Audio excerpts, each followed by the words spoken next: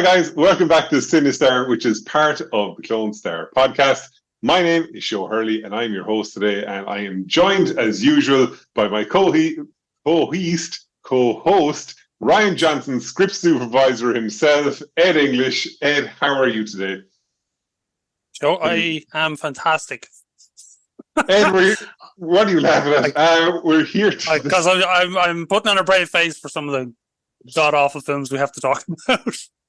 As you correctly pointed out, Ed, god-awful movies means we're here to rank all 11 Star Wars movies. And why in the name of God are we going to try and do that today? Ed, you said something to me before we came on, which I was really surprised by. You'd seen the classic trilogy, which any individual probably should have done, but you've never watched the rest of them. Was it that you just didn't get a time to get them, or just no interest whatsoever? So obviously I loved the first. Loved is a strong word. I liked the first three. You love them, right? I enjoy them as films.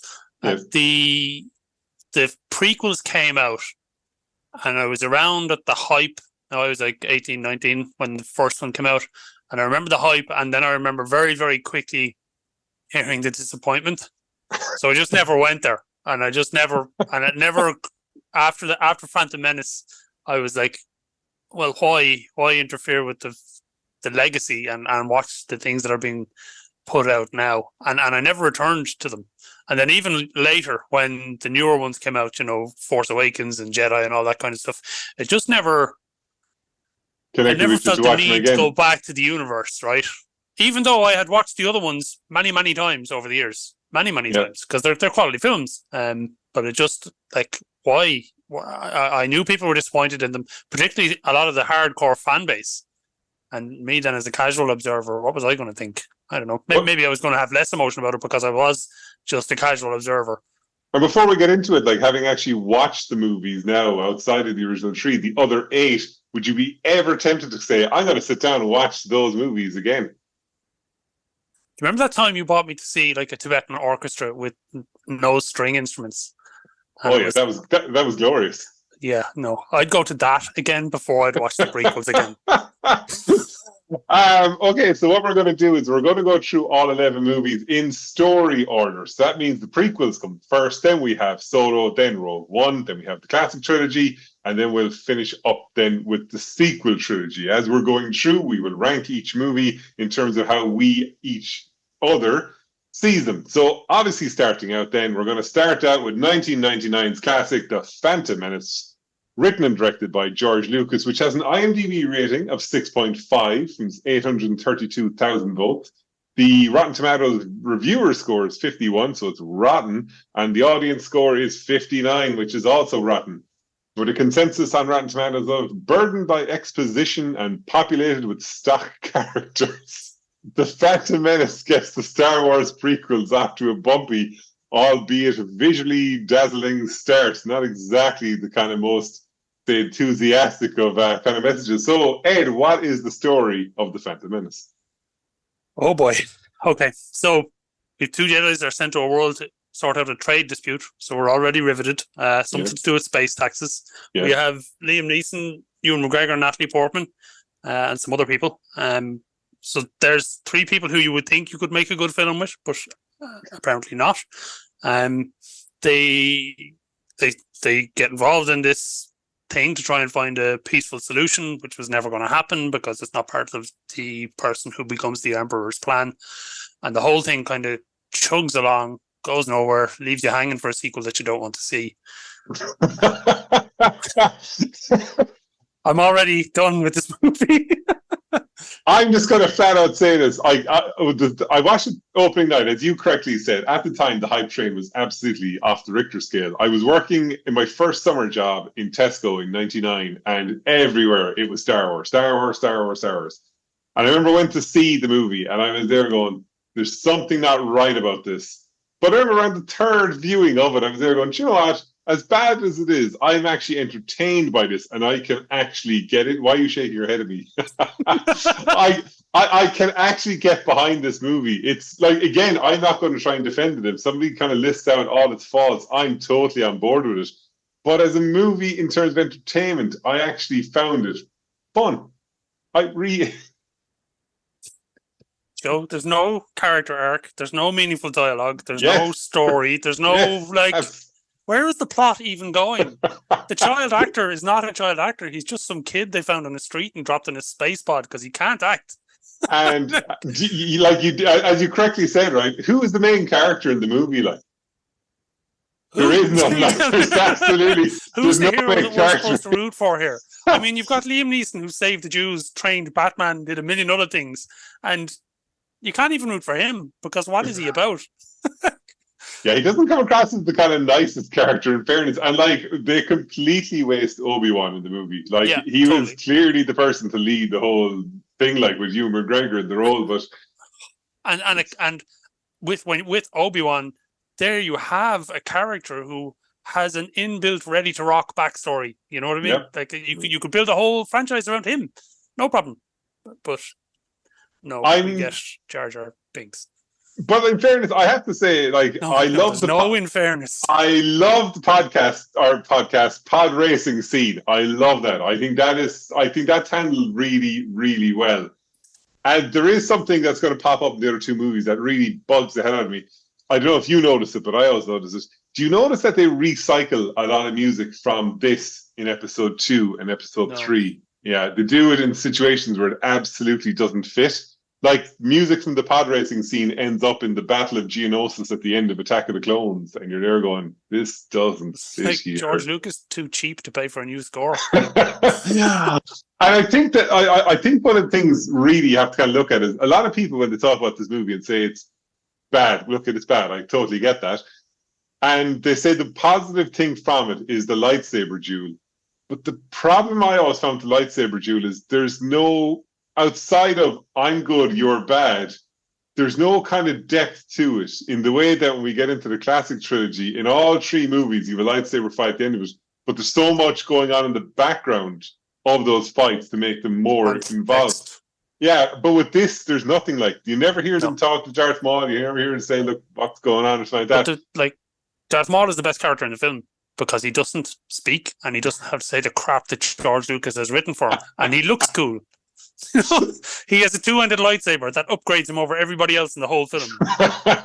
So what you're saying is, at the immediate start of our discussion, Phantom Menace, you've actually run out of things to say in the grand total, like 4 minutes. So Phantom Menace is where have we got? Oh yeah, there's look, I have nothing. It gets a 0 out of 10 and it goes 11th on my list. I think we've to the chase. It's going immediately into spot 1 though, because that is exactly where it has to go, because that is the first one we're looking at. Okay, Phantom Menace is consigned to the history books, Fred. Okay, second up then, we move on to 2002. So Attack of the Clones, story by George Lucas. It's written by George Lucas and Jonathan Hales. Directed by George Lucas, because Lucas at this point now had total control and nobody could stop him. With an IMDb rating of 6.6, so it's 0.1 over Phantom Menace with 736,000 votes. Reviews are in the green on Rotten Tomatoes, 65%. Audience reviews are rotten with 56%. And the critical consensus: Star Wars Episode 2, Attack of the Clones, benefits from an increased emphasis on thrilling action, although it's undercut by ponderous plot points and underdeveloped characters. I think I could just actually spend most of my time just reading out these reviews because they're absolutely hilarious. Ed, what happens in Episode 2 to continue us on from the story of The Phantom Menace? Not much. So what have we got? Essentially, this film, I think, is supposed to be a love story between Padme and Anakin. Yes. Their systems leaving the Galactic Republic. They're trying to join the Confederacy, led by former Jedi Count Dooku. Obi-Wan is investigating an assassination on Queen Amidala, or an assassination attempt. Accidentally discovers a clone army.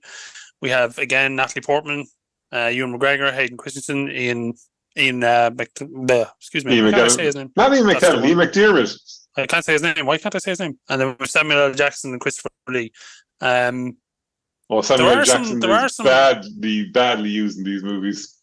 Samuel L. Jackson will do any movie if you pay him. I think that's been well established. And I do mean any movie. But Hang on a Like, second. okay, so it's a love story between the two of them, and the idea, I think, is to advance us towards the birth of Leia and Luke. That's where we're going, and it feels to me like the whole film feels to me like a filler between. Okay, we got to get from Phantom Menace to the next one, from Phantom Menace to Revenge of the Sith, and we got to go via Attack of the Clones. And the whole film feels like, I don't know how long is it? 2 hours, 2.5 hours of build up to the story that George Lucas wants to tell and will eventually tell in the next film. But this film is quite dull. Now there are some nice scenes, right? So some of the oft knocked and rightly so CGI reliance, but for some of the scenery and some of the love stuff is nice. But like Anakin's character, there's no chemistry between him and Portman. It's all there's none. Like there's none, and he goes the whole way through the film, kind of moaning and whining like a teenager, and slowly descending into becoming a serial killer. But at the end of it, she still marries him anyway. He's got this huge creep factor. Like he's a scumbag basically, and gets worse as the movie goes along. And the dialogue is pretty. I think that scene actually what you're saying, like where he's inside after basically murdering all the Tuscans, and he's kind of there to stand like I murdered not just the men but the women and the children. Kind of going, I'd leave at this point. I'm pretty sure. Yeah. It's like serious creep factor. This guy's like Army Hammer, but in a movie. It's unreal. The dialogue is god awful. It's terrible. Do you remember the scene where he gets his arm cut off? Yes. And you compare that to the scene where Luke gets his arm cut off. So Luke has lots of emotion and he screams, but Anakin gets his arm cut off and he just goes like, "Ooh!" They keep fighting. There's that stings a little.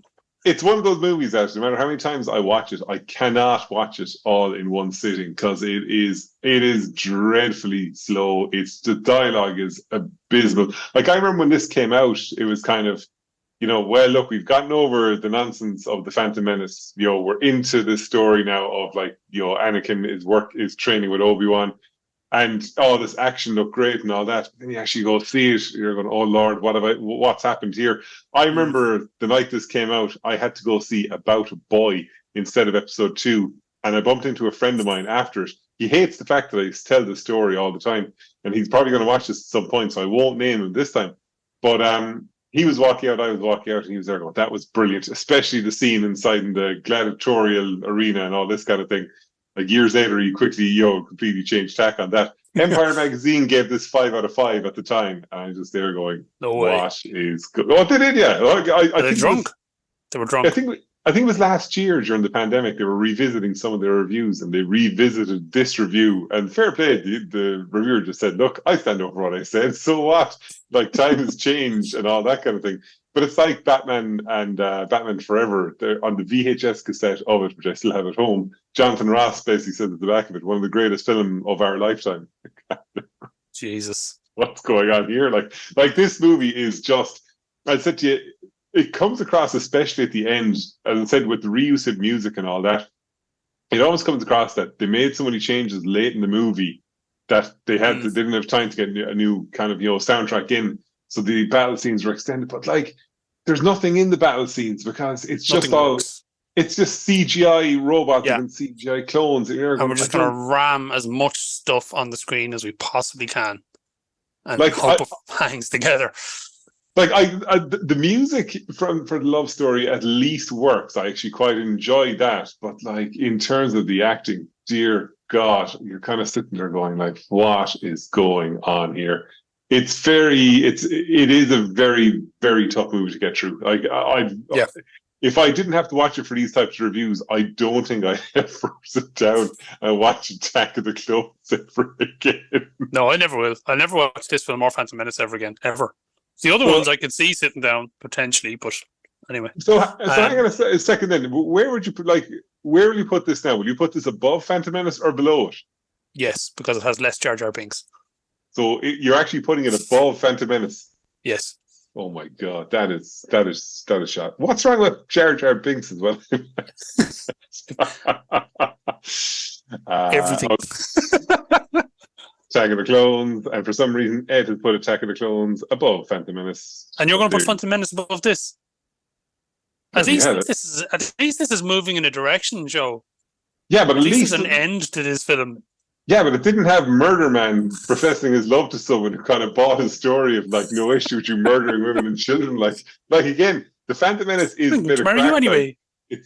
It's kind of like go from one place. It's like a Roger Moore James Bond movie. It's go from one place to another place to another place, and someone's chasing you at all times, and it's great. And I enjoy it. I enjoyed the fact that the ending of the Phantom Menace is actually on an upbeat note.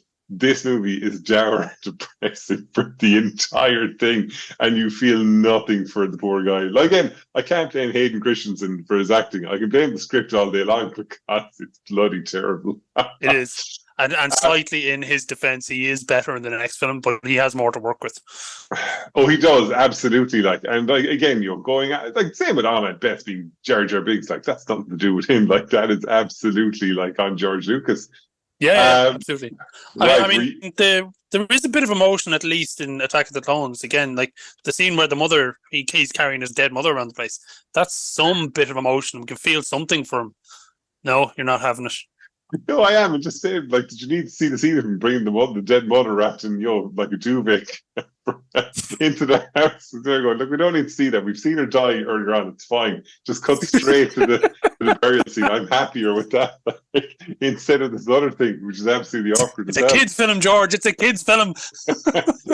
Well, the next movie is not. I think this is the first one that was rated like PG-13 now. We're on to 2005.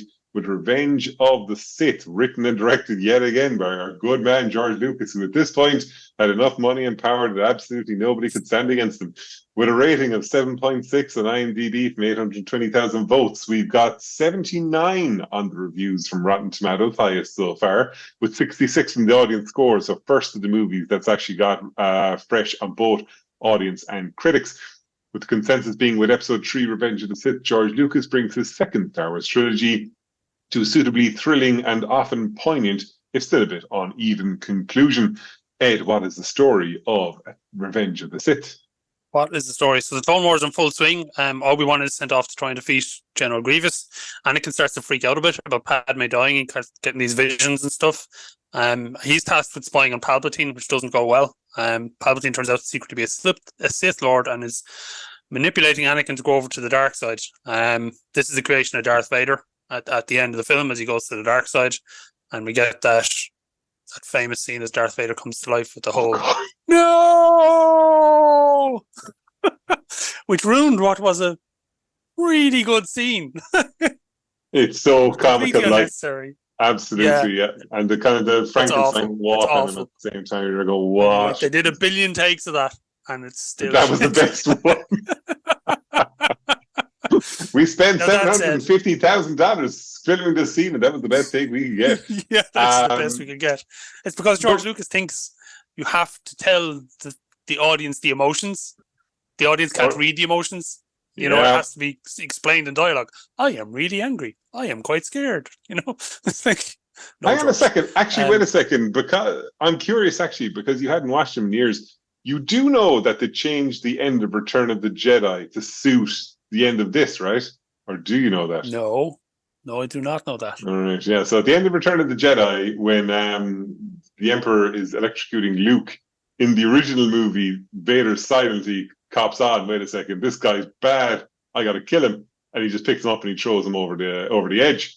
But nowadays, what happens is Darth Vader says, no, and he picks him up and throws him over the edge, and it is absolutely horrible. Because, George Lucas wanted to kind of make a bridge between the end of Revenge of the Sith and the end of Return of the Jedi. So George Lucas screwed up these films so much that he felt the need to go and screw up the other ones to match it? Yes, absolutely. That is the absolute point. That's exactly what happened.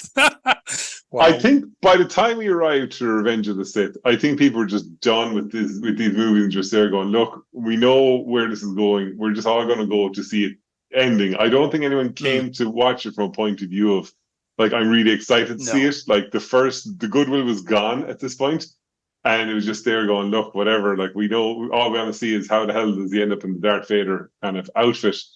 And, like, the fight is ridiculous. Like, goes on for, like, 45 minutes or something. Isn't there, like, 2 or 3 of them going on at the same time? Like, 3 climactic fights all at the same time, or 2, and there's lava. Again, it's like the production meeting was like, so we're going to end this movie with a lightsaber fight in a really, really high place. The whole team goes, not again, George, not again. And he goes, no, you're right. Tell you what, lava. Let's just indulge us for 45 minutes and throw as much lava onto the screen as we humanly could. Like, I think, like again, there's very awkward comedy throughout. Yet again, there's awkward dialogue throughout. It's just, and the whole thing is like, one of the things about it is you never see this relationship between Anakin and Obi-Wan. It is never in these movies. They absolutely cannot stand each other. They hate each other. But the movies kind of tell you, the movie keeps on saying, oh, they're great friends, but you never see it. And like, as audience, we have to see it, but we don't. So we never see this relationship. We're constantly told it's there, but it's never there. So it's kind of hard. Like the scene where after Obi-Wan, leaves him for dead is brilliantly done, and Ewan McGregor knocks it out of the park. But there's nothing behind it because you're there going, but like this guy's murder man, like he's an awful individual. So, like, I've no problem with the fact that you're leaving him for dead. It's fine by me. And there was nothing in it, like. Yeah, it's again, these are great characters with which so much could have been done. Yeah. And it's an opportunity missed. It really, really is.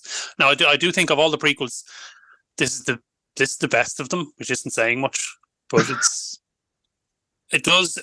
I felt at least some emotion from Anakin. And you know what? It's because we're invested in the stories that come after that we've already seen, and now we're getting the origin story of Darth Vader. That's why it's interesting. It's not, if this was a standalone movie that didn't connect into an existing universe and join up the dots, it'd be a long forgotten B movie. Oh, very much so. Yeah, exactly. But as you right. But again, the fact that like you had to show Darth Vader off in the movie at some point, and you're kind of, and it's just it's handled like so poorly. It really is, as we kind of said. Like, but just like in fairness, like there are some good scenes. Like I do like the Order 66 scene. I thought that was kind of very good. Like, and I think how they brought it about kind of worked well.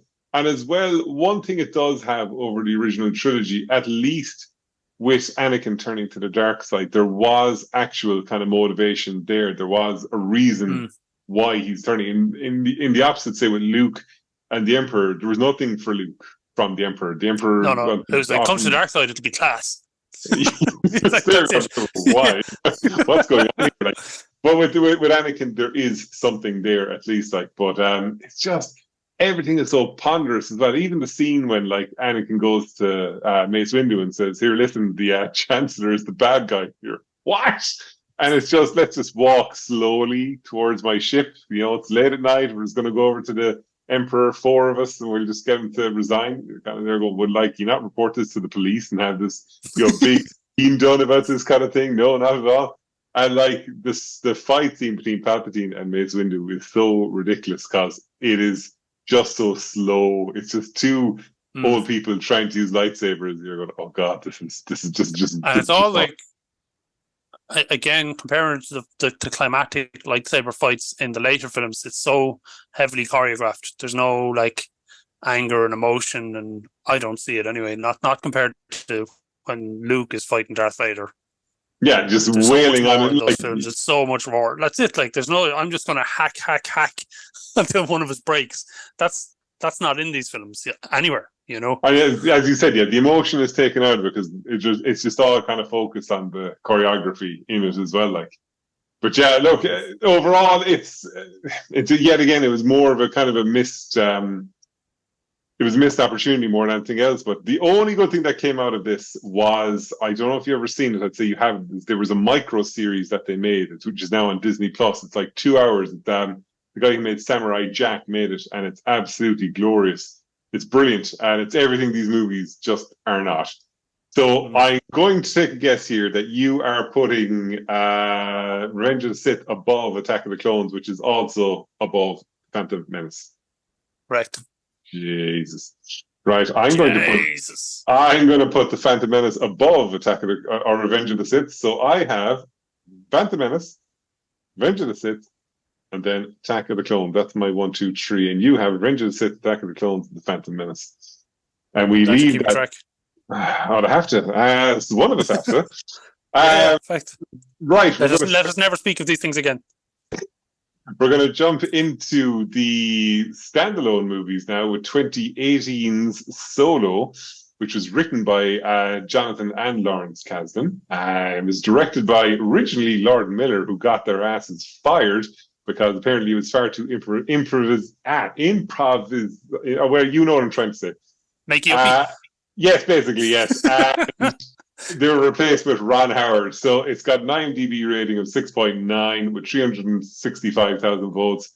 It's actually fresh for both reviews and audience, actually, 69 and 63.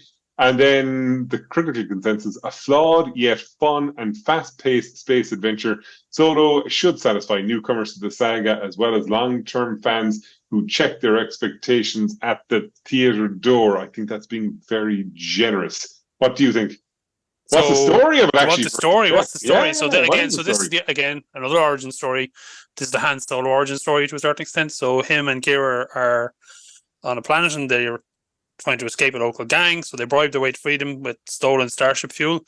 But she gets captured. He promises he'll come back to her, and then he falls in with a group. This is basically a Western train heist movie. He falls in with a group of outlaws. They throw him in a pit. We meet Chewbacca for the first time. That's kind of cool. That's actually quite well done. And they team up. And eventually, a guy called Woody Harrelson decided after he's throwing him in the pit, he's going to save them. Woody Harrelson was a weird decision to cast in this movie for me. Off they go to rob a train. They fail. Some of the people get killed. Some spice pirates intervene. And now Woody Harrelson is going to be killed by the evil boss, Scarman, Dryden Voss. Off they go to his yacht. They find Kira there. She's in unclear circumstances. It goes on and on. Jesus. Did you just say unclear circumstances? Yeah. Is she there voluntarily? Is she half voluntarily? What's the story? Anyway, Lando Calrissian. That's the fella. He's in the film. He shows up. We get a bit of his origin story in the Millennium Falcon as well, and the Kessel Run and all that kind of good stuff. The double crossing going all over the place. It is a fun film. I liked it. I actually thought Donald Glover was good. I thought he was a great piece of casting as the young Lando. But did you not feel he was just basically doing a Billy D. Williams impersonation? Yeah, absolutely. What's your point? That's absolutely fine. Absolutely on board with this. Yeah, 110%. Now, the film, it's fun. It kicks along. I enjoy it. We get enough of Han Solo, the character forming. Yeah. We see the scoundrel. We see the person he becomes, and we love him for. There are problems. L3 being chief among them. Oh God, yeah. Yeah. Remember that? Like it's kind of no. It starts off as being kind of funny and cute, and then it kind of goes enough. Enough already. We get it. It kind of keeps on going. Yeah, it won't kind of drop like at any point. Yeah. Why does the Galactic Empire have to move stuff around on a train? Because the movie needs to happen and they need to rob a train, right? Look, I did. I'm being a bit harsh on it. I did like this film. I enjoyed it. I remember sitting as I sat through it. I went, I'd watch this again. I could flick this on a Saturday afternoon and it wouldn't offend me. I'm not hugely emotionally invested in it. One of the things I do like about it is, and I'll let you back in a second, is that it's set in the Star Wars universe, but it's not part of the larger story. Another way that we're fighting the Empire. It's, you know what I mean? Yes. The Empire is there, but it's just there. But here's all this shit that's happening before any of that really kicks in, you know? I think the problem with the movie was, number one, first of all, Alden Ehrenreich has an awful, awful task. Like, how can you play a character that Harrison Ford has played? Because it's that is an incredible weight of expectation. Like, as much as Harrison Ford turned into a paycheck guy for a good few years, it's still hard to replicate like such a beloved character. The other problem with this is this came out 4 or 5 months after The Last Jedi had come out, and such a divisive reaction to The Last Jedi. And then also you just had Infinity Wars had just been out as well. So you had these massive kind of things aiming at it. And I was thinking at the time when they released it, because the prequel or the sequel trilogy all came out at Christmas. Rogue One came out at Christmas. And I was convinced they'd move Solo to Christmas, because in 2018 there was no tentpole movie. It would have been would have been completely unopposed. It would have been a perfect Christmas movie. But they put it out at a time when all that was kind of going on. And like, as you said, it's an easy film to watch. It's a total, you can just watch it and just forget about it. I think that's the biggest issue with it. It's just a very forgettable movie. Like, it has its charm. I don't think there's a doubt about that. But I just find it boring. And that's my kind of issue with it. Although I do like Woody Harrelson. Do you? I do, yeah. I like Woody Harrelson most things. Like, if he's in something, I mean, I'm going, oh, yeah, Woody will give it all his all, like, and you know you'll get a good character with it, like. You clearly I just can't see him. I can't see him here. I don't know why. Maybe it's just his face is wrong for me. I just don't see it. I actually thought the other guy did a reasonable job following Harrison Ford. Horrible task. It's a horrible I think task, he did the best with it, you know. But the one person I couldn't get on at all was Paul Bettany as Dryden Voss. I just didn't buy that at all. No. Like, I think he was replaced at the last second. I think someone else was due to play Dryden Voss. I can't remember who it was. But Paul Bettany was brought in. They're going, Paul Bettany is a bad guy. They're going, not buying this. I didn't buy Kira either. I didn't kind of get this. No, she wasn't super. And again, you weren't like engaged with her. And yeah, no. I don't know. Who could you put in that role? The girl who plays Ray in the later films actually could have done that. Could have. But like overall, like again, I haven't watched it now in a while, but when I did watch it, it was exactly as you said. You'd throw it on, you'd watch it. It's not connected to the larger story.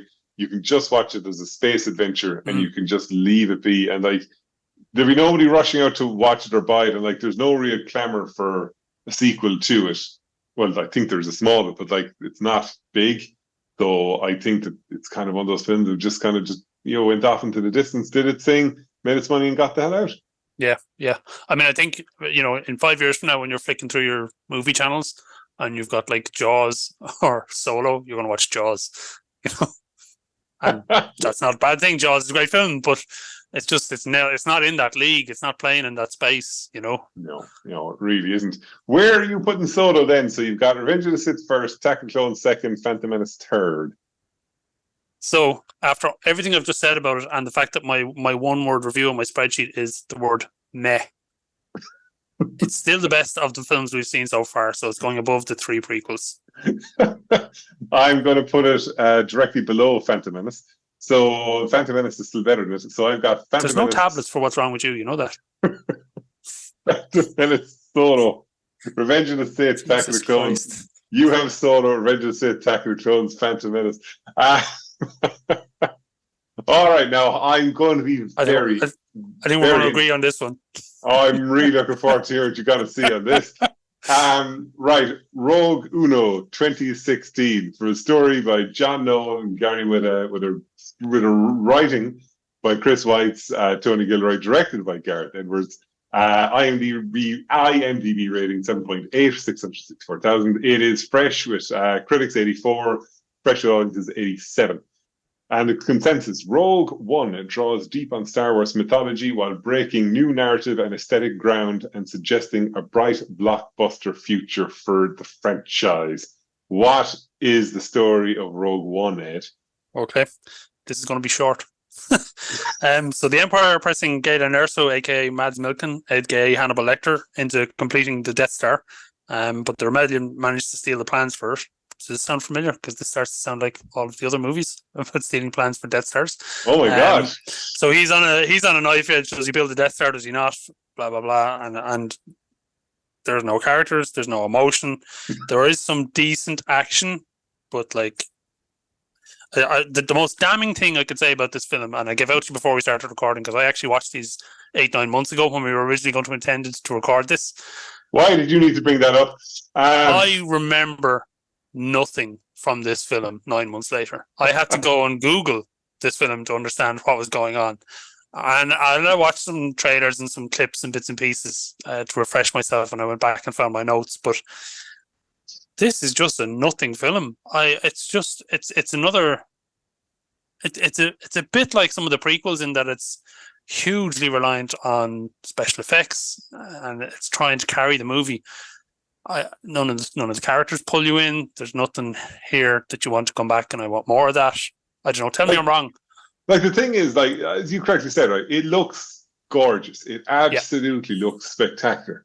But I couldn't get my head around after I watched it all the incredibly positive reviews, and I was there going, but there was no characters in this movie. There was there's this, no not story, a there's no characters, there's nothing here there's to no like. development going on. So I was there going, No, so I can't connect myself to the characters. So in a way, like Solo, I'd watch this, but like I would have I wouldn't rush back to see it because I don't care about any of them because I wasn't brought in to care about them at all. Like no. I remember in the trailer, oh, your man with the ginormous gun. There's a line he says, and he's there going, "They stole our homes." And I remember thinking, "Oh, cool. We'll find out a bit more about the Empire and what they did bad." No, completely gone. And the whole movie is just references. It's Yeah, constant it's references. terrible. It's just terrible. Yeah, I was just there going, no, this isn't for me at all. And like, now hang on a second, I have to ask you a question here, right? CGI Grand Moff Tarkin, are we on board with that, or did you go, there's something not right about this at all? No, I want Yeah. no part of it. I want no part of it. Like the deadness behind the eyes is like it's just shocking. Like it really is. Like there's times you're there going, oh, that's not too bad, and you're going, oh God, no, wait a second, this is actually terrible. There's nothing going on here. Like I still like even to this day, all I ever see is people saying, oh, it's the best of the movies No, it's Disney have not. made, It's and just they're going, like what Christ the on a hell? bicycle. I said, I just can't get behind it. I really can't. Like I want to with all the will in the world, I want to, but I can't.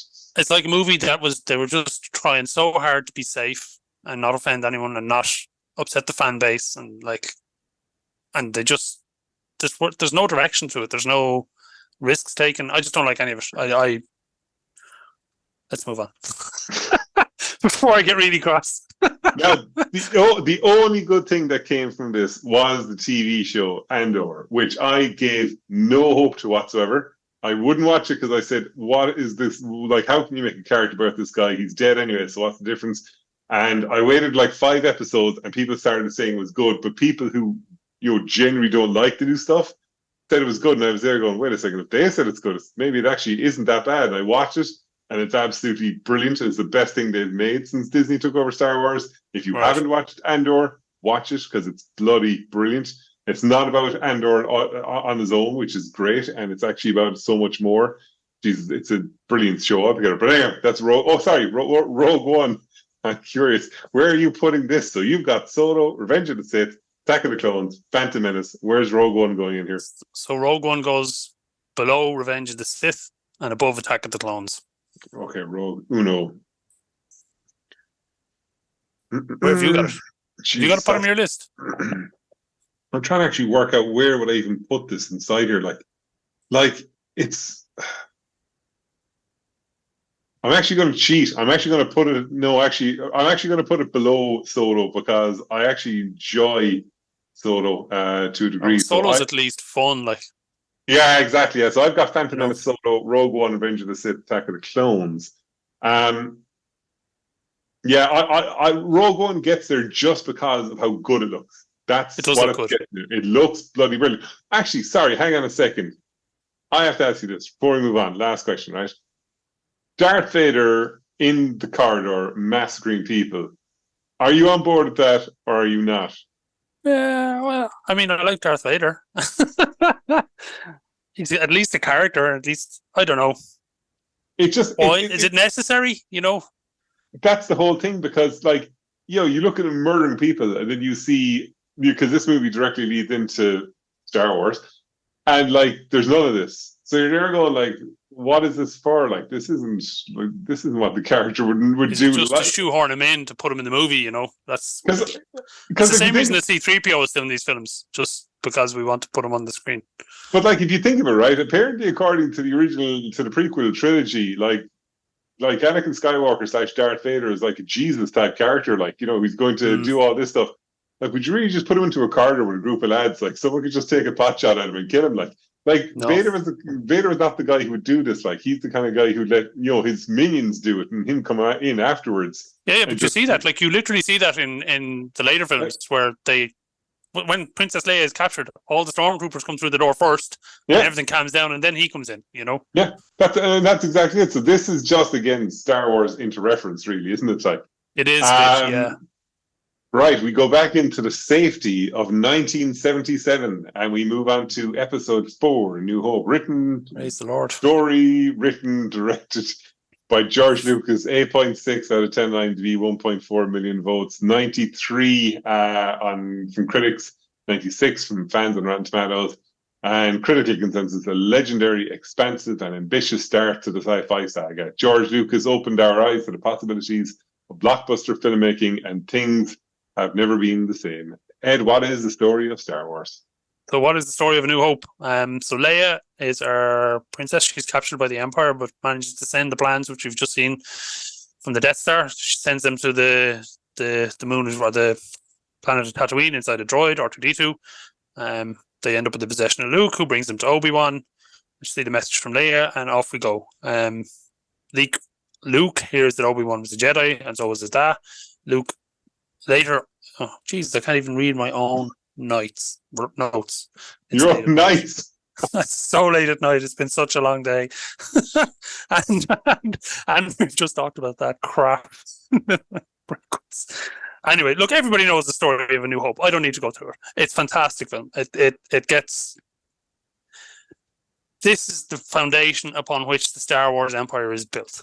Right, and I know chronologically those films come first, but obviously this was the first cinematic release, and this is the thing that sucked everybody in. Now, this film was made before you and I were released or born, like before, you know. And we grew up watching it, and I never get sick of watching it. And I say that I'm not like. You'll see behind me, I don't have a bunch of Star Wars posters, because that's not me, and Batman posters, and Star Trek. I'm not that guy, but I still love this film, you know? And I love these original core films. I think the characters are so good. They're so deep.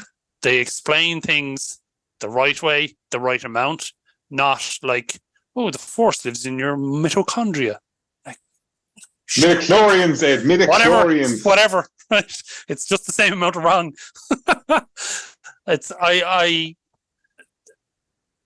This is a real. It's a very simple good and evil story. Yeah. It's done so well. Yeah. It works really well. It's directed well. We can see, like, from the opening scene, we were built with the tiny little rebellion being crushed by this huge galactic empire. Yeah. What's not to like about this film? This is one of those movies where, like, if you were to ever say to someone, read how this was made, this is it. Like, I've got the making of this downstairs, the one from Rinzer, and like what George Lucas did to actually get this movie made, like creating things that didn't exist because he needed them, and like how that's completely dominated the industry and driven, how people approach movies and things like that. It is an absolutely astonishing piece of work. Like, as you said, it completely holds up. It is brilliant. It perfectly just builds and builds and keeps on building. The music is out of this world. The special effects were obviously, groundbreaking at the time. Even to this day, they still look absolutely spectacular. Like, and then what we said earlier on, like the lightsaber duel between, Alec Guinness and David Prowse, it's two old men fighting, but like you just feel there's so much behind what's actually happening between them. Like all the characters are just so, they're so unique. Like Harrison Ford is phenomenal as Han Solo. He's just brilliant. Like, even small things like at the very end, at the medal presenting sequence, when Leia gives them all the medals and it shows them kind of looking out at the crowd, I can just see Harrison Ford just has that sly kind of look away, as if to say, for God's sake, I have no interest in this. And it's small little things like that that make such a difference. And they're littered throughout the movie. It's an astonishing piece. But the characters are so fleshed out. Yeah. That's what makes it. I mean, even when the Harrison Ford character again, and the scene in the bar, even that bar scene, the cantina has gone down as a famous scene in movie making history, because it's so layered and so perfectly well done. What happened to George Lucas? How can he turn this out and the following film, and then it's the thing is, I'll defend Lucas from point of view of what he always tried to do. Is he did try to do things that weren't being done, and like nowadays that is completely gone. No one is willing to take risks. Everyone just does everything by committee. And like Lucas has done things like if you look at say the 90s with the what is the thing called? It's completely Shadows of the Empire.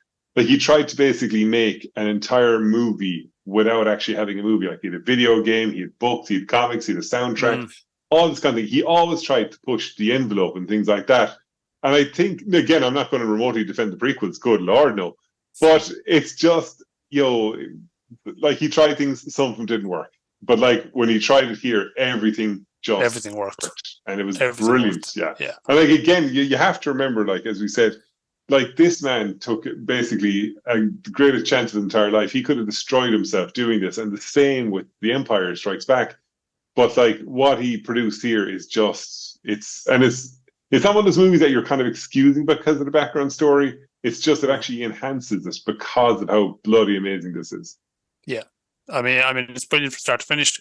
You're never bored. It rocks along. Like the dialogue, the interplay between the characters, the scenes like where they're trying to rescue Leia and there's the laser fight in the corridor. That's so brilliant. And then you compare that to some of the laser fights in the later films, and yeah, they're just like, but there's no interplay between the characters. There's no little looks. There's nothing. But I think as well, it's a kind of a case of these movies versus the prequels really kind of says that like limitations sometimes kind of help you be more creative. They drive the creative process, yeah, absolutely. Yeah, whereas if you're handed an unlimited budget, yes, and whatever you want, you get. Yeah, we end up with Jar Jar Binks. Yeah. Anyway. I'm guessing this goes in at top spot for both of us, yes? It does, yeah, absolutely. Yeah. Far ahead of all of the things we've talked about so far. Now, let us move on to 1980 with The Empire Strikes Back. George Lucas, story written by Lee Brackett and Lawrence Kasdan, directed by Irvin Kershner. IMDb rating of 8.7 and 1.3 million votes. So it is fresh for both reviewers and audience, 94 and 97.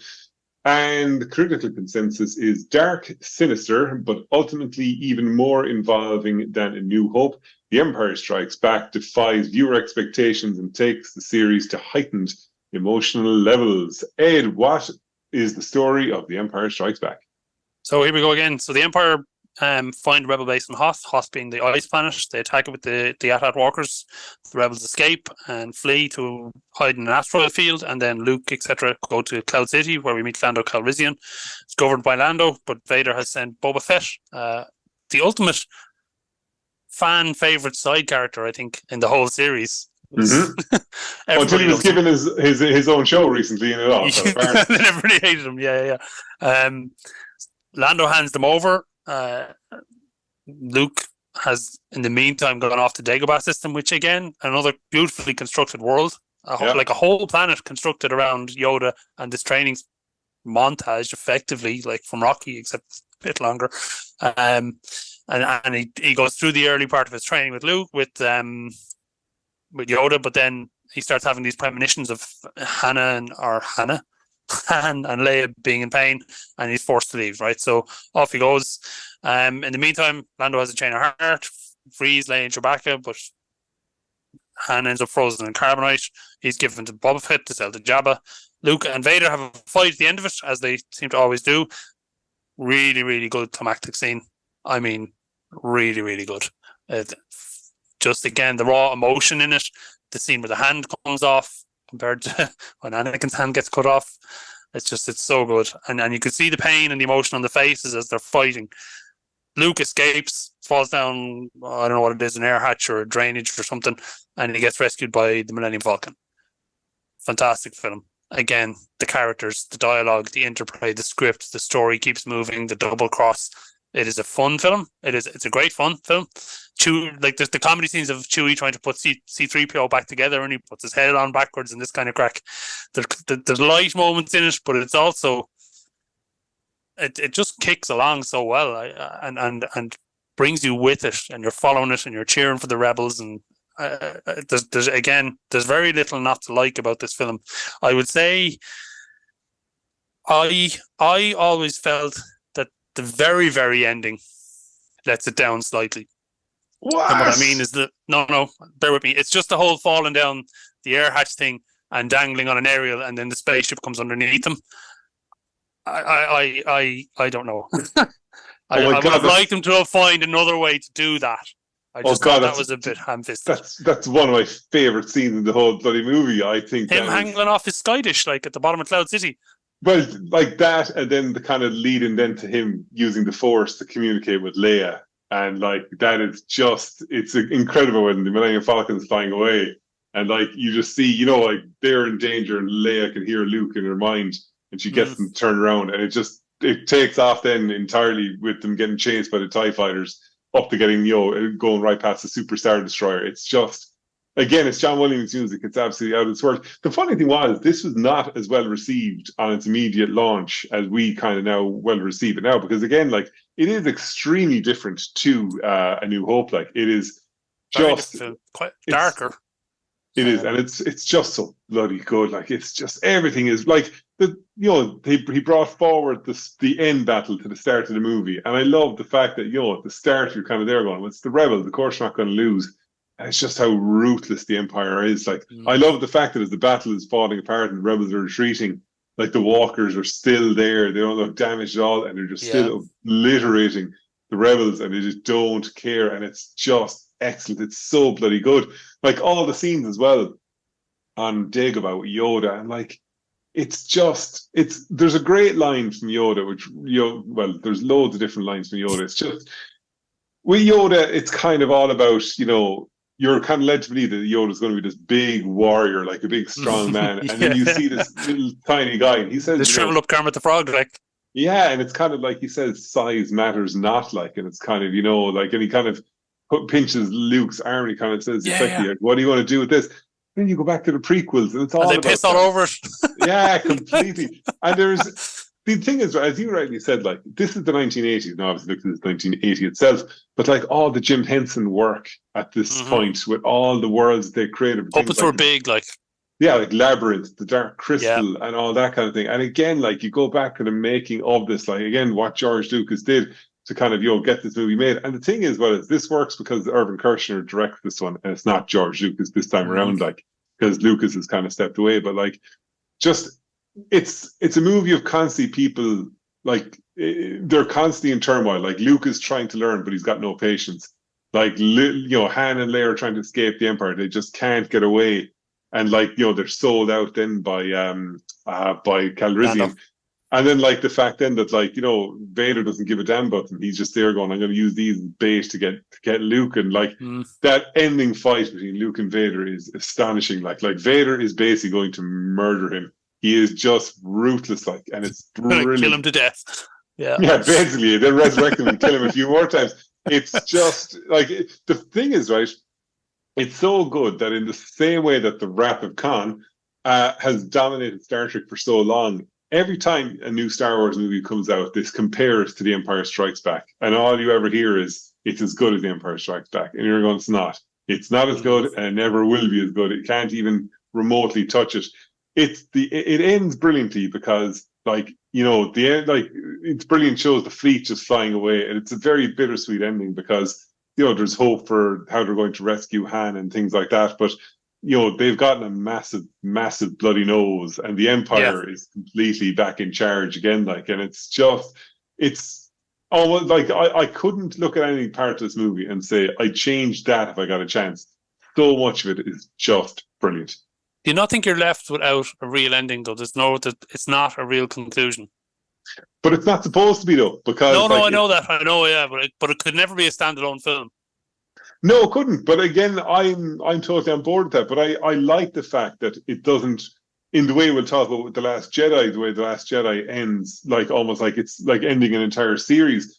This is like, the second act in a 3-act structure. So you know that the next movie is coming. So as a result, but see, the thing is, Ed, and you correctly pointed this out, like, this is 1980. I wasn't born till the end of 82. So like by the time I watched these, I knew there was 3. So I knew, watching the end of The Empire Strikes Back, there is Return of the Jedi. But as you said, if it was the case that you'd watched at the time, would you be there going, oh my God, I have to wait 3 years to find out what actually happens next, kind of thing. Yeah. I think the ending's perfect for kind of the movie that it is. I just love the fact that it sticks to the fact that everything is shit, and like we've all have failed in some way in this movie, and the movie just ends with you say, "Yeah, that's right, we're all failures." Yeah. Now, Ed, the question is, right? Empire Strikes Back. Are you putting it above A New Hope or after A New Hope? It's going after A New Hope show. Oh my God! Oh my God! That's going straight in number one for me anyway. That is absolutely spot on.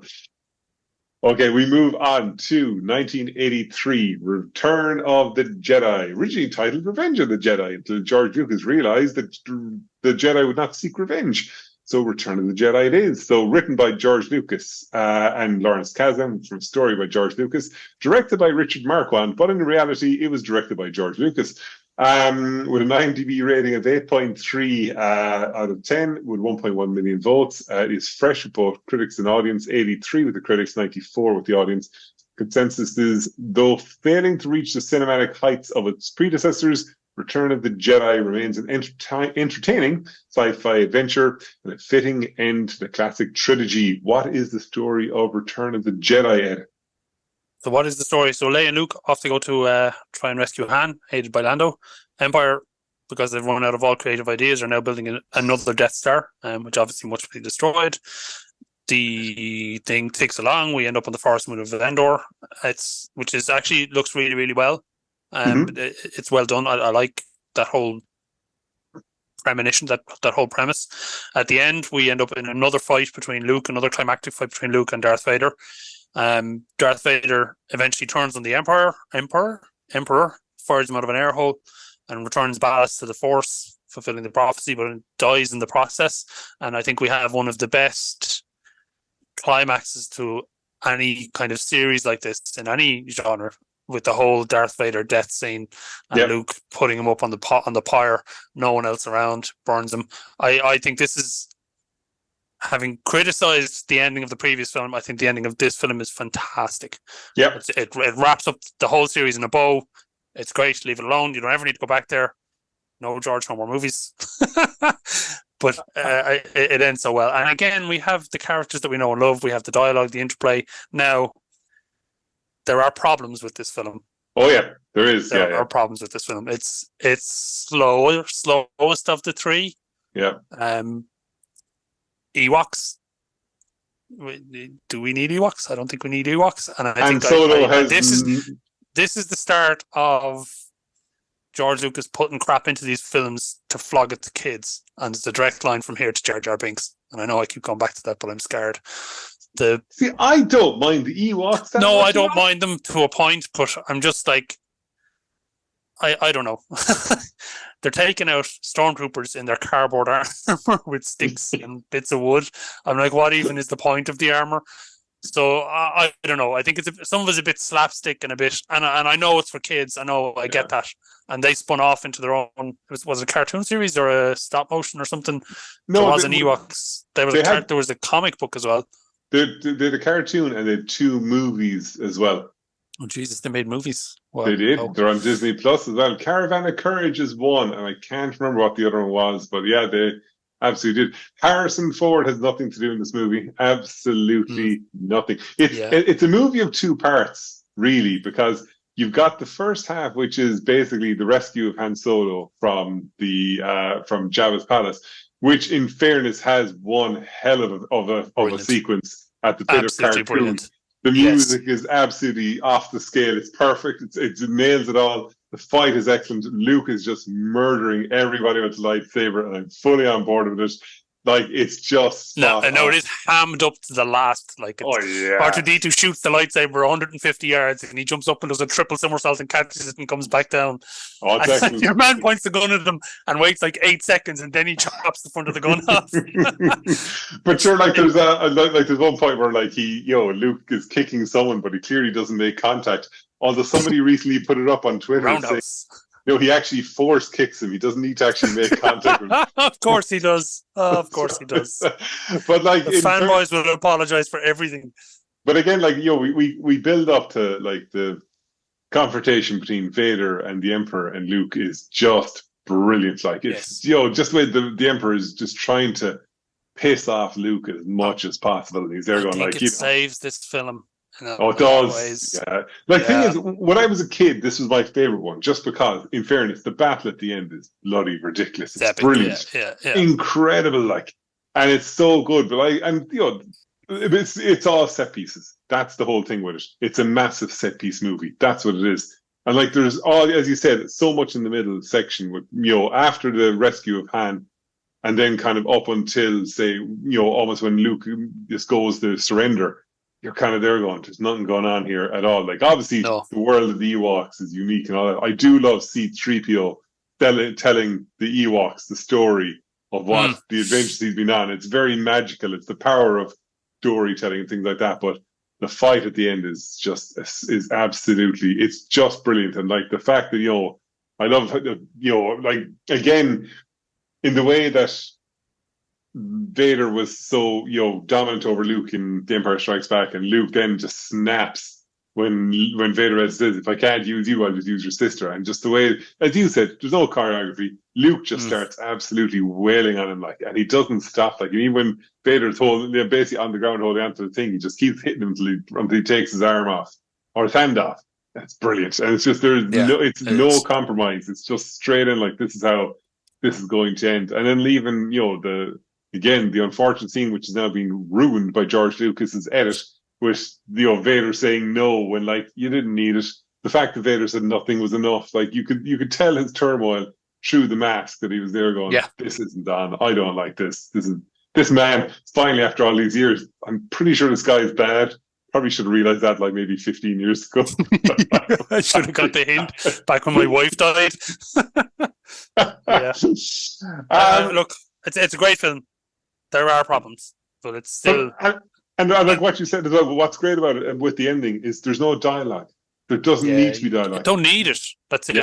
It's just music. It shows them all coming together, and it is a lovely kind of bittersweet ending. And I like the fact that they're on Endor for it, like, and like you don't feel that everything is finished. Like, that there's other stuff to be done, but like it's a beautiful, beautiful ending to an incredible trilogy of movies.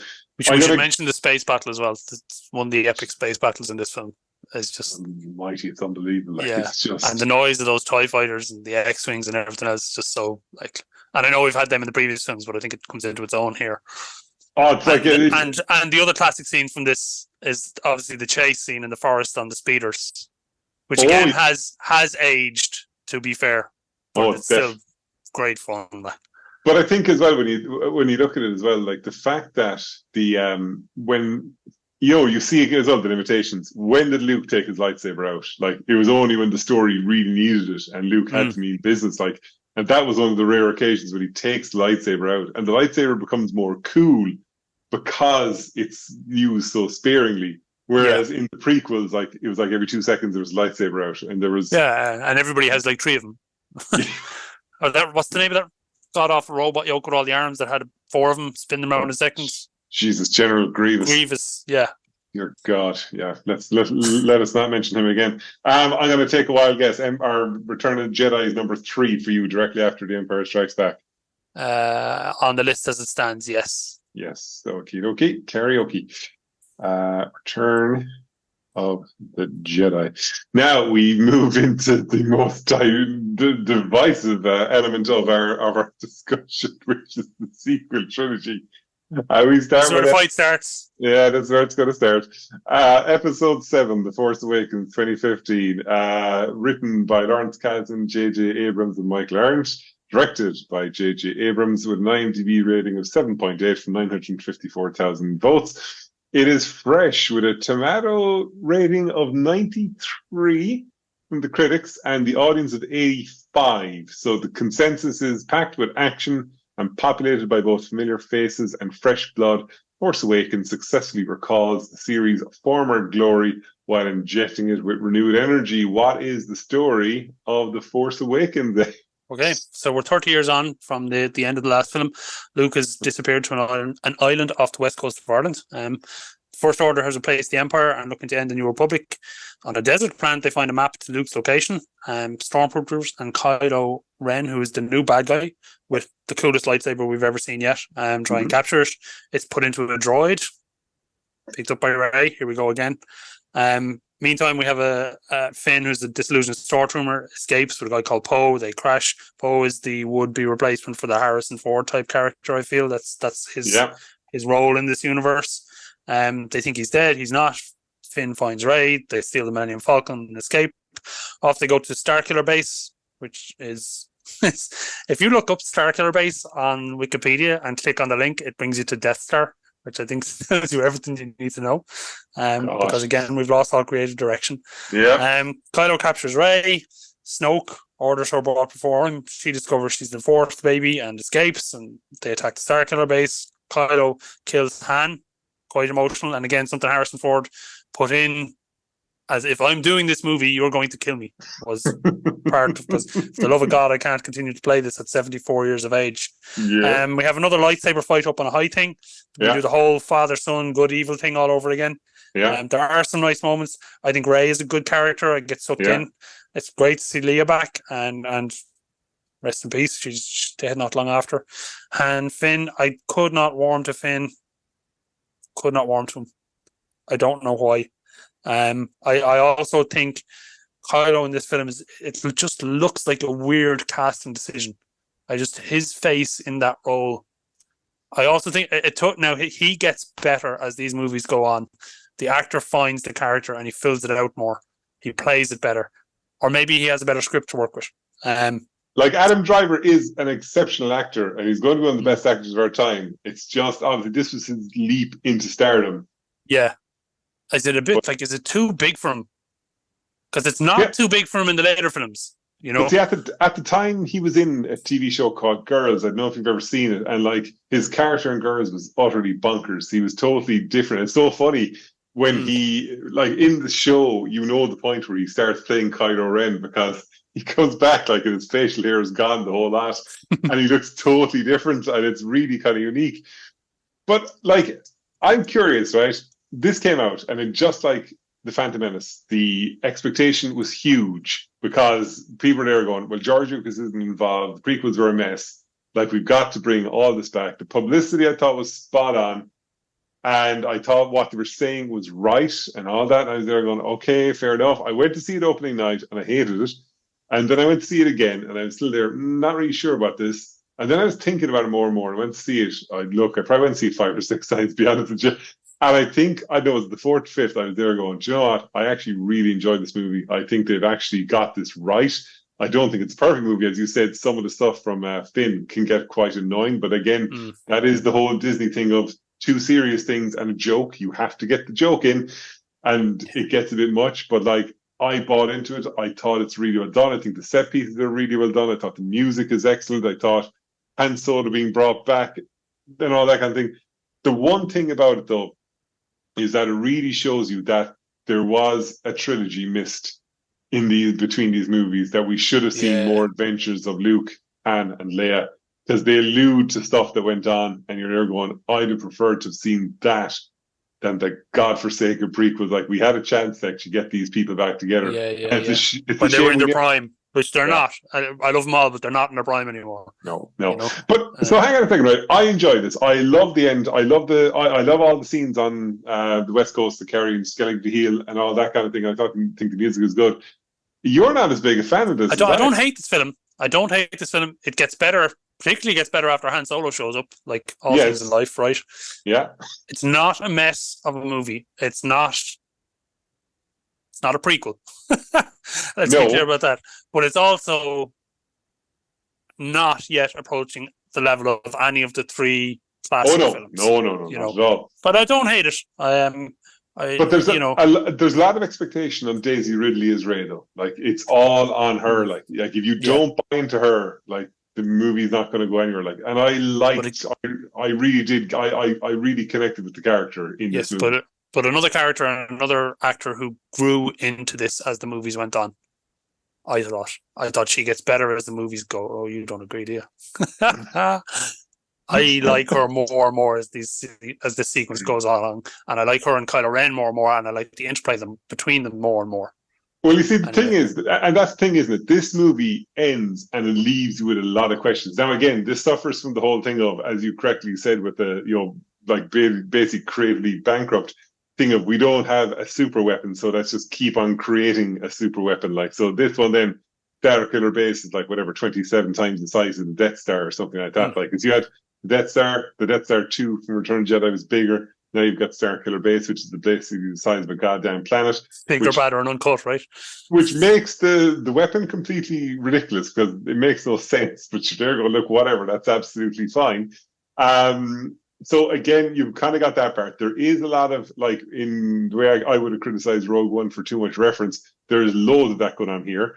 Like, the biggest thing with this is the fact that, Luke's lightsaber is in the hands of oh, bloody hell, what? Maz Kanata. And then, basically, how do you have that? Oh, that's a story for another time, which we never hear.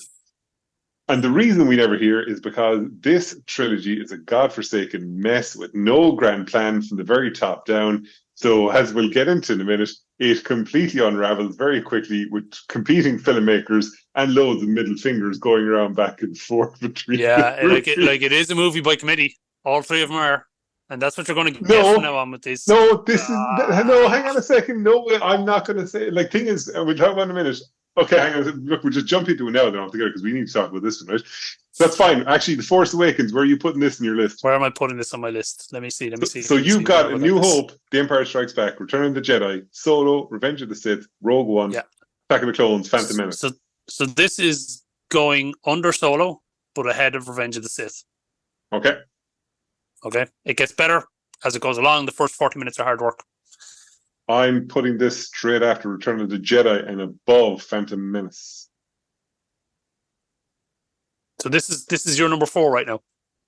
Yeah, number 4. Yeah. So now we move on to the most divisive film that has ever been made. You are not allowed to have an opinion on this movie. If you like this movie, you are completely and utterly wrong. If you don't like this movie, you are also completely and utterly wrong. No matter what you decide to say, if you sit on the bench, you're wrong, right? So just accept that reality right now. Episode 8, The Last Jedi, 2017, written and directed by Rian Johnson, with an IMDb polling of 6.9 from 654,000 votes. It is fresh with 91 from reviews, and the audience is, I've got 42 there, which is clearly wrong. It is right. That's actually rotten. It's actually rotten from the fans. So Star Wars, critical consensus, Star Wars Last Jedi honors the saga's rich legacy while adding some surprising twists and delivering all the emotion-rich action fans could hope for. Before you tell us the story of this, I'm just going to say this straight away. I was incredibly suspicious of this movie when I saw all the reviews. I was there going, I was hoping beyond hope, because I got into The Force Awakens. I said, I can't wait to see where this goes. But every review being good, there's something not right about this. I was there going, I'm not convinced on this one just yet until I see it. Ed, what's the story of The Last Jedi? What's the story with this? Okay, so Leia and her resistance forces are attacked after jumping then through hyperspace. They catch up with them, they chase them, and Kylo hesitates to attack Leia, senses her, doesn't want to attack and kill his own mother. She ends up dragged into space anyway. She survives using the Force. Luke reluctantly meets up with Rey on Skellig Mickle and begins training her against his better judgment, I suppose. In the meantime, she's communicating psychically or through the Force with Kylo, and she decides she's going to try and reform him because he's not all the way evil yet, which clearly he's not because he didn't kill his own mother, which Darth Vader would not have hesitated to do. Snoke orders Kylo to kill Rey. Instead, he kills Snoke, but he's shows that he has not abandoned the dark side. He wants Rey to rule the galaxy with him, and all of this is against a kind of a constant backdrop of the Resistance fleet being in trouble and stupid things being done to try and save it. Kylo and Ren have the climactic fight. They split Luke's lightsaber, and that's kind of the story. And here we go off then get ready for the third one. I think Daisy Ridley is excellent in this film. I think Mark Hamill is excellent in this film. I think Mark Hamill is as good in this film as he is in any of them. Controversial opinion. I think it is much improved. I think Kylo Ren is much improved. I think Luke appears at the end of it. I never finished telling the story. Luke appears at the end of it and confronts the First Order. He fights Kylo Ren.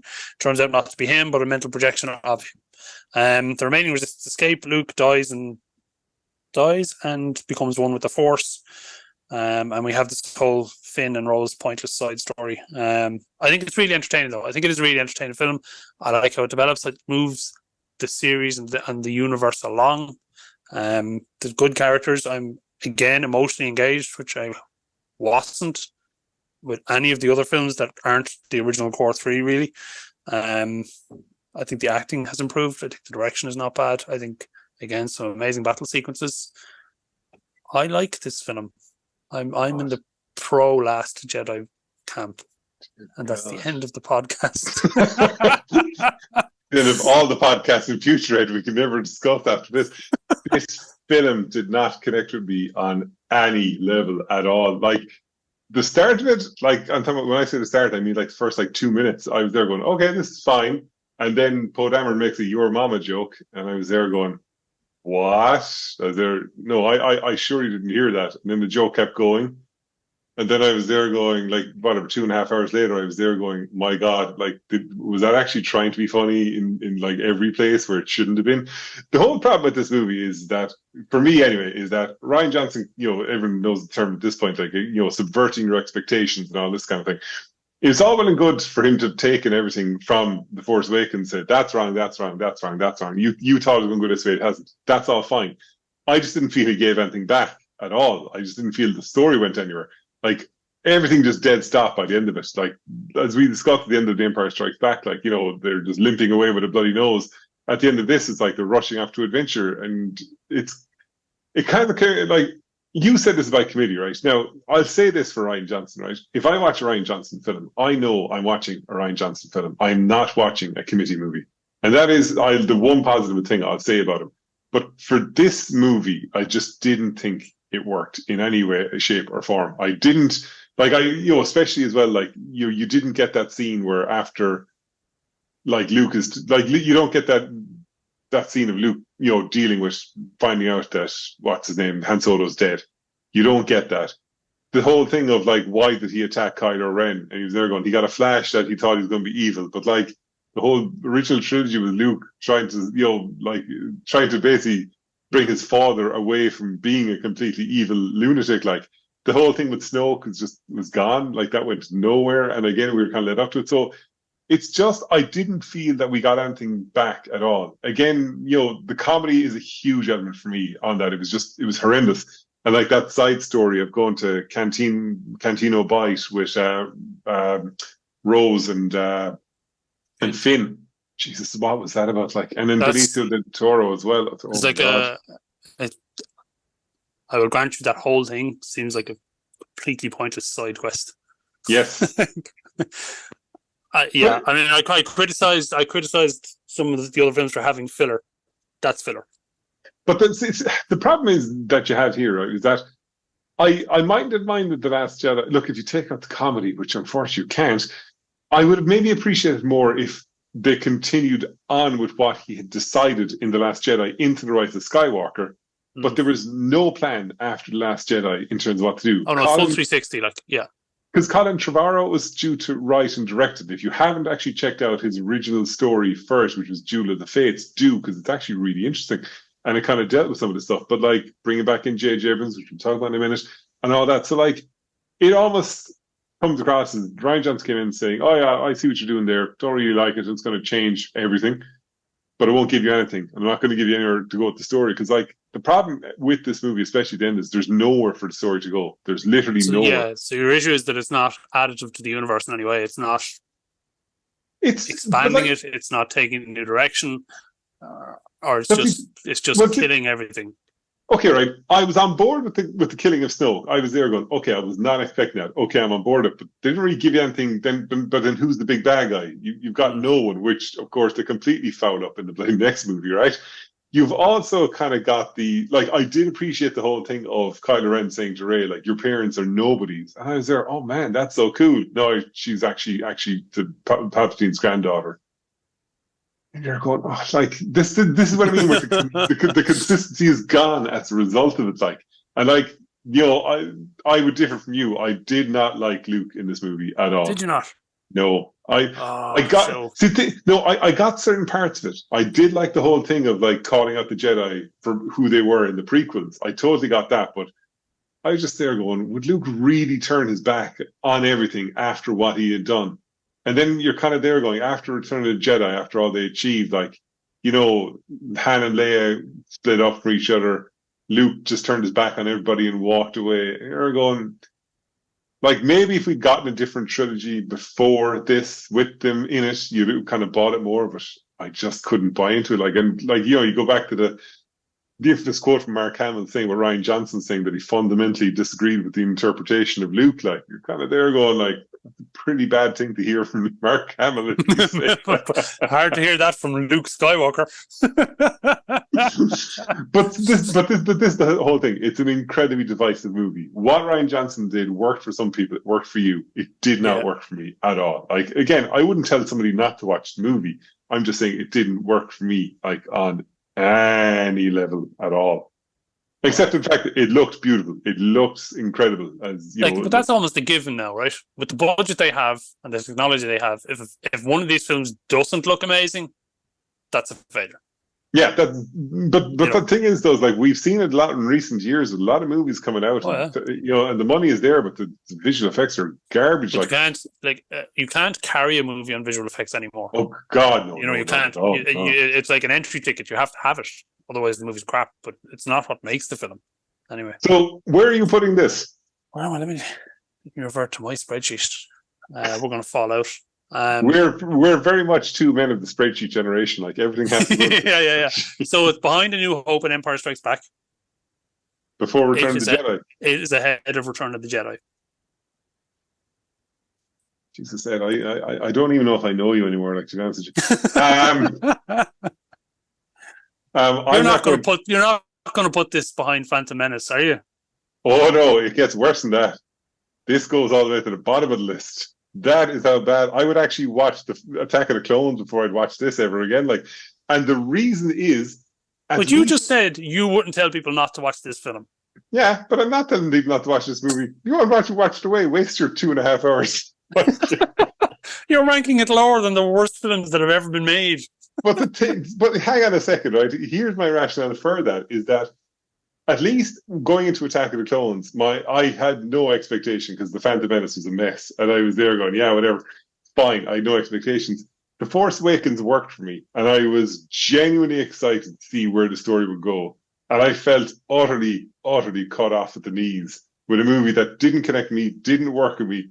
And I actually felt the drop is actually bigger from Force Awakens down to Last Jedi than it is from Phantom Menace to Attack of the Clones. Like I said, I tried watching The Last Jedi, in the last few days, and I'm just there going, I actually can't get through this. It's dreadful in so many different ways. Are you suffering because, in the same way that people in the 80s suffered, right? You were waiting for the next film, where I wasn't. Right? I'd never seen any of them, so I watched the 3 of them in like 5 days. Yeah, but that's so I didn't have time to build up, But see, again, the trailers were great and all the build-up was great. Ryan Johnson, like, I'd seen Looper. I really enjoyed Looper. He's made, like, Knives Out, Glass Onion, and all that kind of thing. Again, as I said, a Ryan Johnson movie is a Ryan Johnson movie, and I really appreciate that. But I said, I just didn't connect with what he tried to do here in the universe. Again, dead stopping the whole story for me was basically a killer. And also, I said, just the utter misfirings of comedy just drove me around the bend. I can't watch it. I found it, like...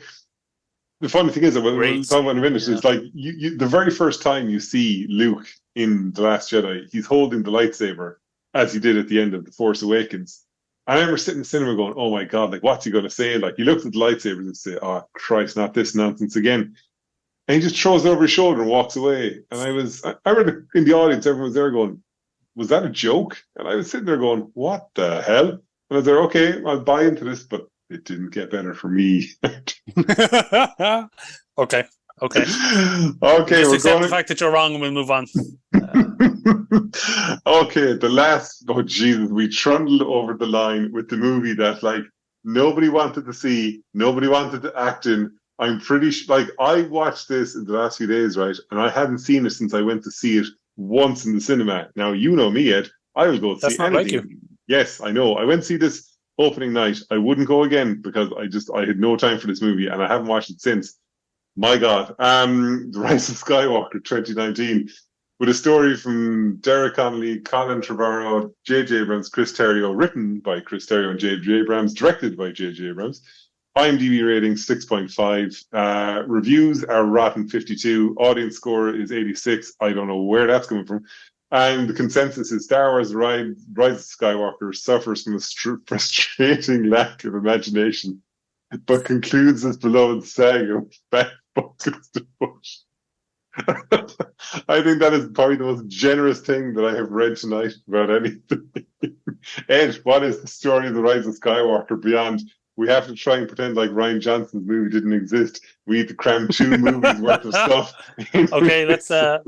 And you are going to have to suspend your disbelief for this film. Palpatine returns. Okay, because again, with the whole, we have no creative direction. We don't know where we're going with this series. And we killed off the main bad guy in the last movie with no plan of what the hell to do. And we killed off the main bad guy 4 movies back, and we haven't been able to do anything about it since. Kylo finds him. He gives him new feet for the First Order. A spy tells Ren and Co that the Emperor is back and he's on Exegol and he's pissed. They find a dagger that points them in the way to get a wayfinder that will get them to Exegol. In the process, they lose the Falcon and Chewie and to Kylo Ren. Cue a rescue mission. Ren finds the wayfinder in the Death Star wreckage, which I thought was a nice touch. Kylo destroys it, and then they fight, and she impales him. Then she heals him.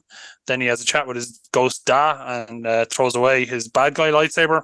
Ghost Luke then encourages Rey to fight the Emperor. She does. She wins, but dies in the process. And then now good guy Kylo has an extra life mushroom from Mario, gives it to her, heals her. They kiss, and then he dies. And then she goes back to Tatooine and buries Luke and Leia's lightsaber and declares herself Rey Skywalker. I'm just imagining you in front of like the Disney execs and saying, right, lads, here's what the movie is going to be, and reading what you just read there. Like, you've been escorted off the premises straight away. Like, never let that. Not at all. They'd give me like $450 million to go make it. I sat down on opening night, and I think the first words in the title crawl are "the dead speak," and then it talks about this message from Palpatine. And I was there. It's like, did I miss something? And I was going, "Where's that?" I remember when the movie was over. Like, the movie didn't explain it anywhere, and I was there going, "That's really weird." So I was there going, "But what? I saw the movie. It should be inside the movie." And then I went home and I looked it up, and the message was released on Fortnite one night. People playing Fortnite were given the message. We weren't. Is that how it was done? Was it? Yeah, that's how it was done. For the I did know. Did you notice in the call that Emperor Palpatine is capitalized, just in case you miss it? Jesus Christ! Like now, God, we're going to have another row here, right? This movie's I trash, accept that right? bringing Emperor Palpatine back was a stretch. Okay. But they know where to go, though. They know where to go. And he brings the darkness that they have to have. Like, where are you going to go? Like, where you've already built like 4 things that can destroy whole planets. There's nothing. What are you going to do? The most evil guy that the universe has ever known, you've killed. But Ed, the whole thing is like now every Star Destroyer has a Death Star weapon on it now. You know that, right? That's like, many Death Stars. Yeah. Where did they come from? The Force. I'm sorry now, like everything else, he forced them. But like, what was the recruitment drive for that? Hey, do you want to join the Galactic Empire? We're very quiet these days, but anyway, we're in this place called Exegol. Just sign up. You'll never see your family, and all our ships are buried under rock or something. We're not sure exactly how this is going to work. I just like it was blatantly obvious that J.J. Abrams came back in to try and rectify the disaster of Rian Johnson, but like as a result, then like it's just a mess. Like again, as we said. Luke throws away the lightsaber at the start of episode 8, sorry. And then in this, like, Rey gets the lightsaber, tries to throw it into the fire, and Luke catches it, and he's basically there going, this is the most important thing to you. Like, it was basically this Rian Johnson. And you're just there going, this is your lightsaber. There are many others like it, but this one is mine. But that was the whole problem, is that, like, it just so many times it just came up as they were trying to say, yeah, look, whatever, he did that in The Last Jedi, but look, that's not what we wanted him to do, but now we're going to have to go off and do this again. Like, so we've got to go and fix it. There's too much going on. It's just, it's zooming past like at a minimum, like Chewbacca is kidnapped, he's murdered, he's brought back to life in the space of like 5 minutes. Like C3PO says, "Ooh, I can read this, but I'd have to be reprogrammed." I remember sitting there because like all the trailers build up, I there know. going, It's like, he was there. Oh, I'm looking at my friends and all this kind of thing. And I was there going, he's a godforsaken robot. Could they not just back him up to something and just reboot him after the fact? Which is what they do in the movie. Which I was there going, what the hell is going on here? Like. So yeah, it's just like, and then of course, yet again, we have another situation of something said which goes nowhere when they fall into the snake pit, and Finn is there going, "Ray, I have to tell you something," and then he never tells her what that was. he never tells her. That's Like for the next movie. God, like by the time this came out, there was so much divisiveness from The Last Jedi, and so much hatred was directed at the actors, which is complete garbage. I don't think anybody wanted to make this movie. The movie just came across as like, just for God's sake, let's do it and get out of here and never talk to these movies ever again. Like there's been like there was nothing about this movie. There's like they tried to build it to get you in by saying this is the end of all the movies. That was how that's a fat lie. Right? They're going to make these are like Spider-Man movies now. They're going to turn them out every 2 years. But the problem, it is the end of this sequence. Until they need to make money again, they decide to go back to the well yet again. But the problem with this as well is like when you kind of like when you Jeepers, where was I going? I was going there. I was going somewhere at a point there a second ago, and I just completely bloody lost it. Damn you, Ed! You interrupted my train of thought. Excellent. Can't recover. No, you're probably wrong anyway. Yeah. But it's just such a shame that like I saw a tweet before, and it kind of summed up how I felt, and it said, "I can't wait to see, the sequel to The Force Awakens," and I've never forgotten that because I was there going, we never actually got a proper sequel to it. Like the whole ending is about Rey. Like I'm Rey Skywalker. I just wanted to just walk out. You didn't like that, did you not? No. See, this is you being a devotee of the series and me just being a regular Joe Schmo. I like that. I think she now embodies the Skywalker legacy. Sorry, hang on a second. Like half of the audience have now turned off and are coming to my house with pitchforks and flaming torches. But sorry, that's the point I wanted to go back to, right? We spoke about the lightsaber duels in the original trilogy, and there was always something behind it and things like that, right? And it wasn't about the physical fight in it. What really annoyed me about the fight in this is that it was just Palpatine with electricity yet again, and it was Rey with a lightsaber basically pushing him back. But like that's just physical might, isn't it? Like she gets a. Oh no, it's force might, dude. Yeah, but it's. But like, where are they going? Right? What? So he's like Raiden in Mortal Kombat with his electric hands. What are they going to do? They can't pull out a new superpower for him now. Yeah. You know what I mean? There was there. Yeah, and it's not like it's not good enough. He shouldn't be there. They should have found some other creative direction to bring the darkness that he needs. That's needed for this film to work. For this to be a good versus evil movie. But he's there now. But again, if you look at Colin Trevorrow's version of the story, there was a way he actually brought the story forward, which actually seemed interesting. But again, what did Disney do? We're into damage control here. The Last Jedi was a complete disaster. Solo didn't make us any bloody money, so we've got to go back to the trusted hands of J.J. Abrams. Like, is this a bad movie? No. Is it an extremely forgettable movie? Yes, it is. It is just there's nothing in it. There's too much going on. It wasted the talents of Poe Dameron, like Oscar Isaac and all. Like thing as well as right, Oscar Isaac and Daisy Ridley and John Boyega, they only meet up together at the end of episode 8. And they were supposed to be our 3 people, together, and all this kind of thing. It's just, it's like in the core classic, the little Scooby gang is glued together all the time. Yes, except for when Luke buggers off to Dagobah. Yes, that's right. Aside from that, and even when he does that, everything goes wrong, which kind of tells you its own message. But yeah. So Ed, my question is, where are you putting the Rise of Skywalker in your list? So. It's behind A New Hope, it's behind Empire, but it is ahead of Last Jedi. So this is the 3rd best film in this series. Oh my God. So there's only 2 good movies in this whole 11. We're comparing, I suppose, within the context of this series of movies, this is quite a good film. Within the context of all the movies in all the world ever, not so much. don't believe it. So your rating is A New You Hope. cannot talk to me because The Phantom Menace is not at the bottom of your list. The New Hope, The Empire Strikes Back, The Rise of Skywalker, The Last Jedi, then Return of the Jedi, Solo, The Force Awakens, Revenge of the Sith, Rogue One, Attack of the Clones, Phantom Menace.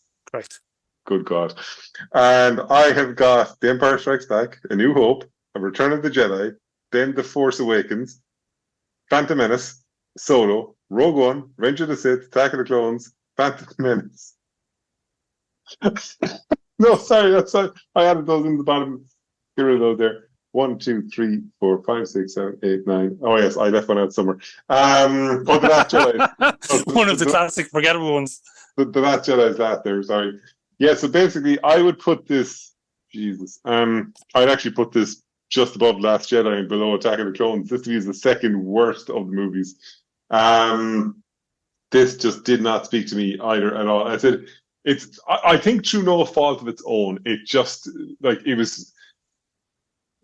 Look, Disney had to reacting to The Last Jedi for whatever reason. It's just they said we had to just do something and get it. But it's just, as I said, every bit of goodwill was gone. Nobody cared. I said, there was no build up to this movie. It kind of came in and it was gone. Like, you can even see the actors getting interviewed about it, and even immediately after the films came out, you could feel it from the actors. John Boyega basically said he wanted out. It's actually interesting. John Boyega was recently interviewed and he was asked how would he rate the movies. And he said, Force Awakens, Rise of Skywalker. And then he said The Last Jedi obviously is last. And what I found funny was, even though John Boyega said this and he acted in the movies, the first comment I saw under the article was, yeah, he's entitled to his opinion, but he's wrong. But that was the thing. It's just, again, there was a plan for the original trilogy. There was a plan for the prequel trilogy. There was no plan for the sequel trilogy. They launched The Force Awakens with a very safe movie that was a rehash of A New Hope, because they were there going, we've spent $4 billion on this. We need to make sure that we don't try something stupidly new. They tried something new with The Last Jedi, and again, people liked it, people hated it, but it was too divisive, and that's the whole problem. And we led into The Rise of Skywalker. And what did these people care about? They cared about money. And if there was a divisive element to it, they're going, we can't try something new because if people react badly to it, they won't come to it. So they picked a safe pair of hands, but he tried to basically undo an entire movie, which wasn't fair to Rian Johnson. He made a movie. They should have operated within what he had created, and they didn't, and it makes the movie worse for it. So now what? Now where do they go? Oh, well, because they're going to pump out films, right? That's a given. Oh. Yeah, but the thing is, every time you watch the Disney kind of things where they go, here's, the next slate of movies, within 6 months, most of them are cancelled. I think they announced, was it 8 or 9 Star Wars movies? Loads of different trilogies. Rian Johnson was offered a trilogy. Taika Waititi was offered a movie. Patty Jenkins was offered a movie. Everyone was offered a movie, and then they just slowly cancelled them in the background, because what's happening is that they're going, Bob Iger. It's a poison chalice now. It's more of a case of as you said, it's just there's no story anymore. It's just constantly the same thing. It's basically a voyage, a journey of discovery, good versus evil, the Empire versus the Rebellion, whatever it is. And they're going nowhere with it. They're saying that the next movie with Daisy Ridley will be her leading a new generation of Jedi. But what'll happen is there'll be something about the Sith again to be brought back. The New Republic will have to fight someone bad. If you want to operate in this universe now, the only place to go is in the Solo direction, where you have smaller stories that are subsets of the overall main, right? And there's characters there, and you can hang stuff off Daisy Ray as a character. You definitely can, from her time as a scavenger. If you want to do a prequel Daisy Ray movie, you could do that. I don't see why not. But the funny thing is, right, when you look at it, right, you've had Mandalorian, you've had the Book of Boba Fett, you had the Obi-Wan Kenobi series, right? All three are terrible. And then the only one good that nobody talks about is Andor, because it doesn't involve the Jedi, it doesn't involve magic. It's just a very straightforward, small movie that does connect into the big movie. It's brilliant, but nobody watches it. And it's really amazing that that's it, because it's just, unless it fits into this, nobody seems to want to kind of give it down. Again, if you're watching this, for the love of God, watch Andor. It is absolutely bloody brilliant. Don't listen to him. These are all terrible films. They're all terrible films. Ed, When are thank you gonna watch the Christmas special show? I've somehow avoided it my entire life. I don't think I could ever watch it. Ed, thank you so much. We have ranked No the problem. Star Wars Thank you. films. I can't And believe you made me sit through 11 films, of which 8 were crap and 1 was okay. well, look, the important thing is you can always say that you watched them, and that's I know, isn't I that shall just forever have my notes.